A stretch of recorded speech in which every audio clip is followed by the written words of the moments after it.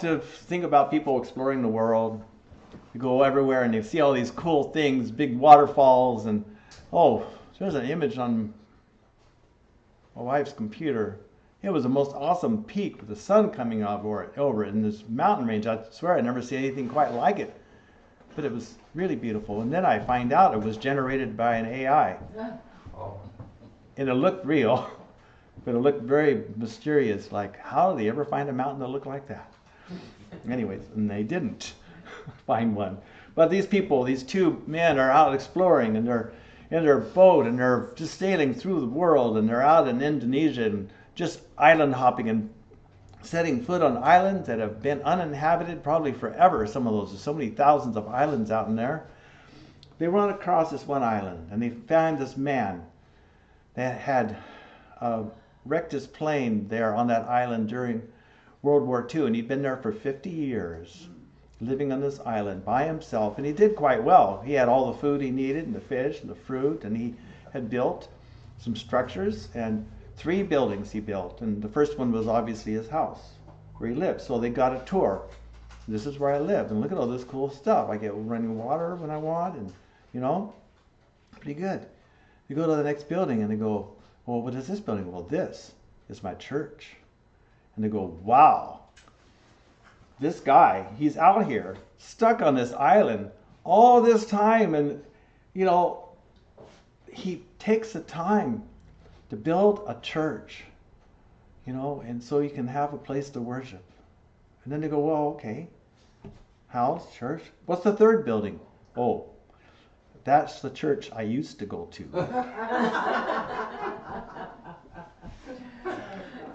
So the question is, what is the Unity Church? On one level, Unity Church, this is a gathering of people from many religions for the noble cause or purpose of finding our common beliefs. Remember the song? Pray with me, pray for me, pray freely beside me. In silent prayer or shouting praise, let us pray well with others. So the sages of India had a saying, unity in diversity. What does that mean? Well, maybe we can find a definition to that by saying what unity in diversity is not. The opposite would be unity in conformity, which is what I believe in my universe has to be the same as what you believe in yours. That one set of beliefs has to be false unless they are identical. This is unity in conformity. We're united if and only if your beliefs conform, are the same, or are identical to my beliefs. So I'm seeking a different harbor, one which gladly embraces everyone the way they are. It is tolerance for the differences we find in our fellow humans that will propel us into a time of world peace. I think I'm going to repeat that one. It is tolerance for the differences we find in our fellow humans that will propel us into a time of world peace. So, let us be the spark which ignites peace and goodwill towards all, in an attitude of universal acceptance and unconditional love. So there's this story. I've told this story a few times, and now that it's in a sermon written down, I'll swear I'll not tell it again. But here's one last time. In Tibet, you know, they have the Tibetan Buddhist faith there, and they have monasteries where the monks live. And in this one particular monastery, on the beam across the front door, there's a sign that says 1,000 monks, 1,000 religions. Okay? I accept the differences in others as their valid way of viewing life. I'll go a step further, and I'm hoping to carry you along in this. I not only gratefully accept others' different religious views or doctrines, but I expect them to be different. And I celebrate that. Now here's a quote from Friedrich Nietzsche. At bottom, every man knows well enough that he is a unique being, and by no extraordinary chance will such a marvelously picturesque piece of diversity in unity as he is ever be put together a second time. Jimmy Carter said, "This nation has become not a melting pot, but a beautiful mosaic. Different people, different beliefs, different yearnings, different hopes, different dreams." And lastly, Swami Vivekananda from India's mission statement in 1896. The great lesson is that unity is behind all. Call it God, love, Spirit, Allah, Jehovah. It is the same unity that animates all life from the lowest animal to the noblest man. There is a path. Call it the mystic's path, the devout Catholic's path, or the poet's path. We are all seekers. What is it that we are all so desperately seeking? What are we so desperately wanting to find? Ourself. That is what's behind all this seeking. We are seeking ourself. And when we look closely at this self of ours, we will find that it is a marvelously picturesque piece of diversity and unity. Unity is not only a gathering of people from every religion for the noble purpose of discovering our common beliefs, but unity is also a path into union with God. This was, in fact, Charles Fillmore's primary focus in all his writings and teachings. Nearly everything he said pointed back to this one goal: to awake the Christ within. Some call the seeking to find God the eternal quest, because it seems unending, but I think that actually it has an end. Not when all the questions finally have an answer, but when something altogether and quite unexpected happens. It is not the answers that we find which gives us rest from the eternal quest, but that we lose the need to ask the questions. Divine contentment. And with the lack of questions comes acceptance of all paths according to each of our own free will. When we stop seeking, when the shore is no longer sought after with such tenacity, we can relax into simply observing what life has to offer without judgment, without the need to be right, without need. Peace flows out of that. And with acceptance arrives the possibility of allowing others the freedom to believe what they find serves them best. Emily Cady said this: "Every person has an inherent right to freedom of choice, a right to live his life in his own way. One of the surest signs that a person is no longer in bondage himself is his willingness to give others their freedom, to allow others the privilege of seeking and finding God as they will." I have a little sign here in my notes: stop and take a breath.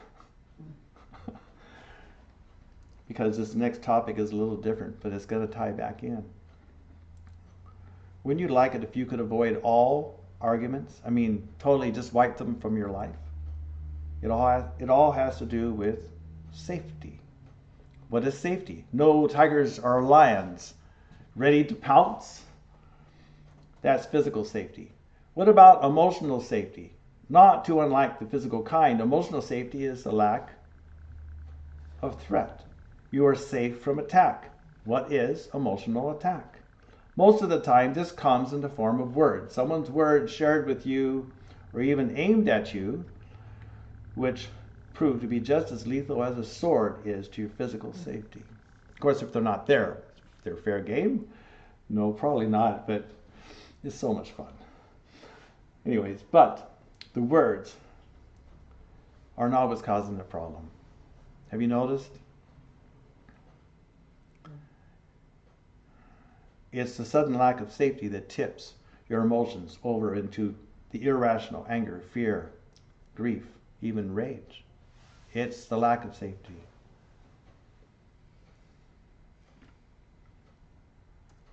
Other people don't make you mad. You make you mad. You make you scared, annoyed, or insulted. If you and only you create your emotions. Eric Butterworth said, someone may give you an opportunity to be angry, but he does not and cannot cause your anger. If you react in anger, it is because this is the way you have chosen to meet the experience. This quote sounds as if anger is determined by the logical mind, which it isn't. Anger comes from deeper in than logic. We are surprised by it in the same way we're surprised by laughter. To control anger, it takes more than a logical choice. It takes an adjustment somewhere down in the subconscious in the behavior file marked anger. The reptile brain responds in three ways: fear, anger, and apathy, also called the fight, flight, or freeze response. You fight if angry, run away if afraid, and lose interest in the results if in apathy. Getting angry, avoidance, or going silent. The positive outcome, which is a possibility, is that fear becomes courage and faith. Anger becomes enthusiasm. Apathy becomes acceptance and inner strength. If you create a safe environment, maybe I should repeat that one too. That is a cool, and I get the material from all over the place, but actually that's one that just popped into my head when I was writing this out, to go, we got to have a positive side to this. What is the positive side of those negative feelings that we get? Fear becomes courage and faith. Anger becomes enthusiasm. Apathy becomes acceptance and inner strength. If you can create a safe environment, being non-judgmental, loving, open, you can say just about anything and give no offense.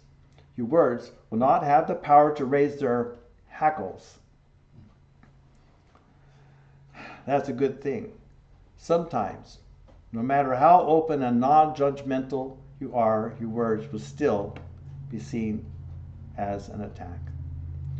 There are three techniques you can employ which will create a safe environment. For instance, if you raise a person's self-esteem, you've moved their focus from the reptile brain to the frontal lobes, where courage, faith, enthusiasm, acceptance, and inner strength are generated. It's as simple as that. Smile does that. Smile when your reptile brain is firing off. Smile. Or, I'll get onto that. I've got some suggestions. But the higher a person's self-esteem is, the less likely they are to react negatively to your words. Listening honestly to a person raises their self-esteem. Also, being willing to share your own story, warts and all, raises the other's self-esteem and encourages them to also be willing to open up and share their story.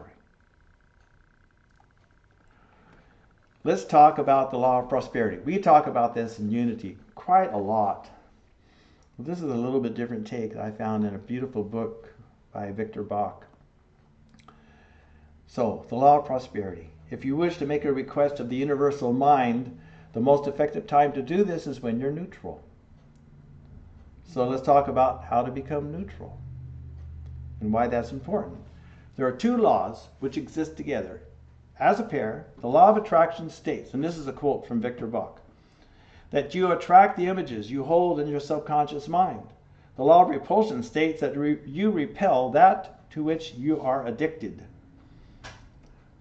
Both your attractive force and your repellent force are present. Your repellent force is stronger than, you have to remind me if I mess up, because I always print this out but I get so many things that I have to do.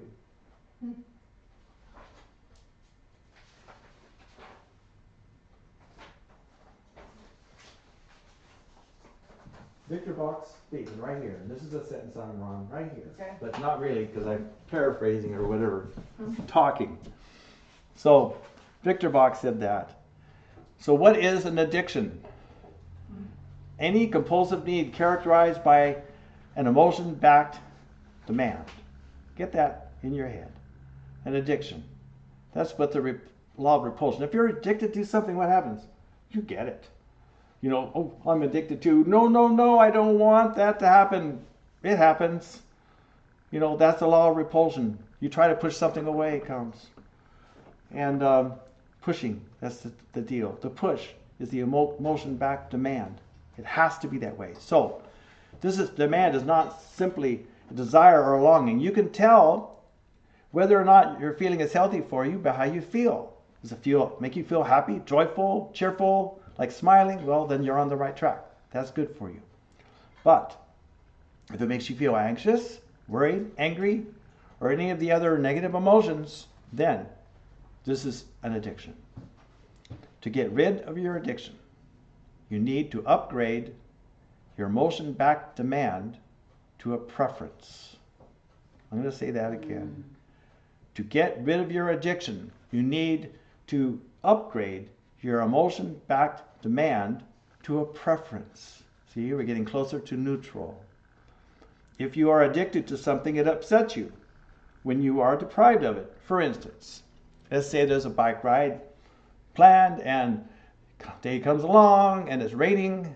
The person who was addicted to having that bike ride will go inside and stew all day and be, well, it's raining, it ruined my day, rah, rah, rah, rah, rah. Okay? So, the person who has the bike ride was just a preference. They just go inside and enjoy themselves doing something else. Their day is not ruined just because their plans had been thwarted. And that happens a lot here in Oregon, by the way, so we should all be used to the rain. So the emotion is missing from the demand for a bike ride if it's only a preference. There is no pain or worry. You're indifferent. This shift in perspective, though, does not mean you turn your back on your desires. It means that you release your obsessive way of relating to them. Do you see the difference? You release the obsessive way of relating to them. Then it's not so painful if things don't work out. The simplest method I know of to upgrade an addiction is to a preference, turn an addiction to a preference, is to simply say, I love you. You can just say it to yourself or to the person. Right at that point, when you're angry as hell and ready to slug someone, take a deep breath, relax, and say, I love you. So you'll know if I walk up to you and all of a sudden I say I love you, it means I want to slug you. Shouldn't have told you my secret. Oh my goodness. So watch what happens. You have just passed from an addiction to a preference. Say it again and again. Sooner or later, your preference will upgrade further to acceptance. Preferences are a step above attachments or addictions. Unconditional love is a step beyond preferences. I'm going to repeat that too. Preferences are a step above attachments or addictions. Unconditional love is a step beyond preferences. But, that's the same as saying to have no preferences at all, you might complain. I have always been taught that life proceeds out of my intentions. If I have no preferences, how can this be true? Neil Walsh said this. And by the way, I wrote this years ago, and I wrote my interpretation of this, and then I found that, anyways, it was weird. It's all just like, this next quote here summarizes my talk, and I swear I found this quote after I wrote my talk a number of years ago. It's just amazing how Neil Walsh is saying exactly the same thing, using the exact same words that I'd come up with. Anyways, have intentions, but don't have expectations. Certainly don't have requirements. Do not become addicted to a particular result. Do not even prefer one. Elevate your addictions to preferences and your preferences to acceptances. This is the way to peace. So bless him for writing that book. It is so full of wisdom. I enjoy that book. When we are feeling the signs of an addiction coming on, a swollen face, buggy eyes, stop and take a deep breath and say, I love you. Then watch the magic as your addiction turns into a preference and even into acceptance. Having preferences instead of emotion-backed demands will lead you gratefully into accepting the fact that everyone has a different religion or religious view or doctrines, which are in every way valid for them. This is why I celebrate your unique footprint in my life. I would have it no other way. This is God's point of view. The closer we are to becoming in union with God, the closer we get to awakening our Christ consciousness, the less we will be concerned with the differences we find in each other, and the more we will see unity. If there was only one answer, God would have given us just one seeker. There are billions of seekers. Remember the sign tacked above the beam at the Tibetan monastery, 1,000 monks, 1,000 religions. The Unity Church is a gathering of people from many religions for the noble purpose of finding our common beliefs. Unity, we are not unity in conformity. It is tolerance for the differences we find in our fellow humans that will propel us into a time of world peace. Will you join me in this quest for world peace?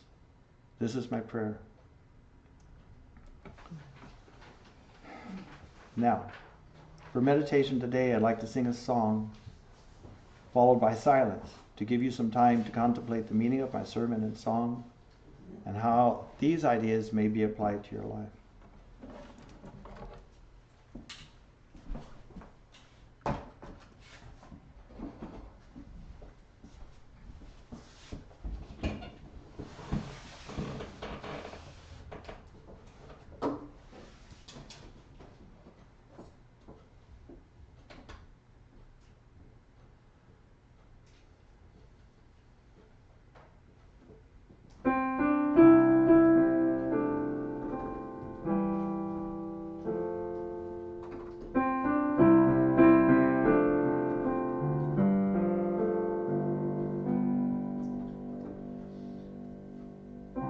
I see you standing there. You are me and I am you.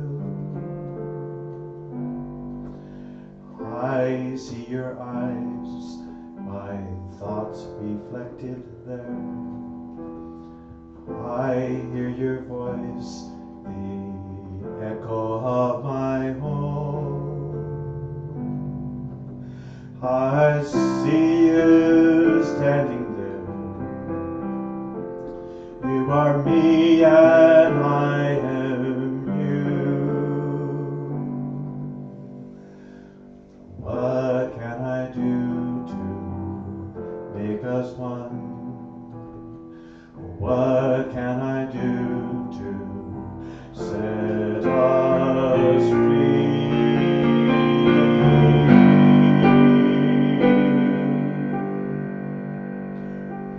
Love one another,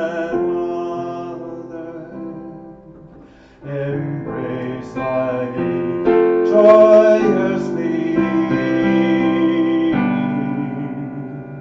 as one, give as one, breathe as one in perfect harmony.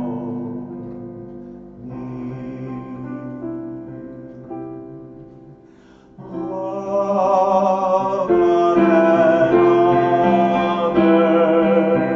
embrace life joyously as one, give as as one, breathe as one in perfect harmony.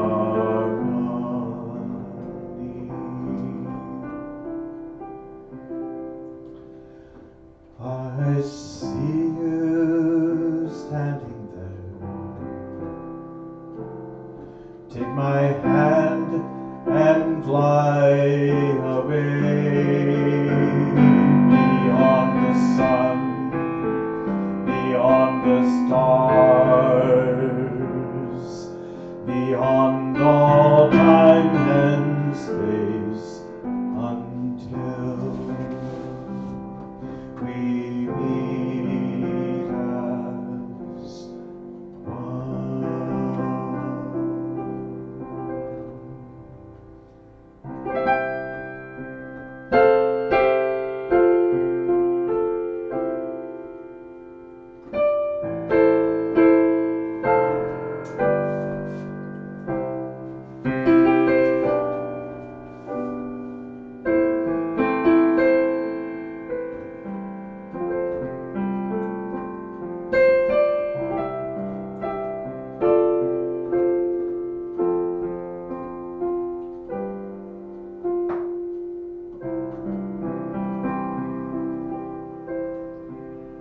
Come to me, thou me. Come to